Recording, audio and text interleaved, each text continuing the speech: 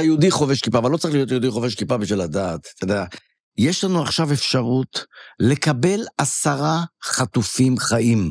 אומרים לך, הבכירים של מערכות הביטחון, יכלו להיות איתנו 10 חטופים חיים, אותם אלה שראינו אבל לא אכפת לו, אבל לא אכפת לו, הם היו יכולים להיות גם לפני שנה, וגם לפני שנה וחצי, וכל עסקה שהתגלגלה, הוא מנע אותה כדי לשמור על הקואליציה. כאן הסיפור חמור עוד יותר. הרי מה, כשמדברים על מתווה וויטקוף, זה לא מתווה וויטקוף, זה מתווה נתניהו. הרי נתניהו בא ואמר, תשמעו, אני לא רוצה עסקה כללית, אני לא רוצה עסקה שלמה, אני רוצה עסקה חלקית, באופן שיאפשר לי גם לקבל חלק מהחטופים, וגם להמשיך את המלחמה, כדי לרצות את סמוטריץ' ובן גביר. זה הסיפור.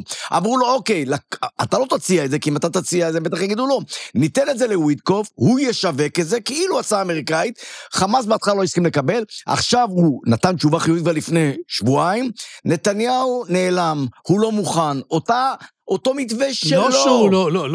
לא שהוא לא מוכן, הוא מציג שאלות.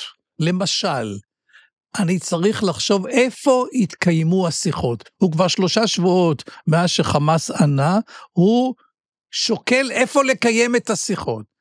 ואחרי זה הוא מעלה טיעונים אחרים שהם נועדו אך ורק כדי לדחות. עכשיו, מה הכי מרגיז אותי? אתה יודע, יהודי, זה הדבר הכי יהודי שיש, 10 ברק, מה הכי חטופים חיים.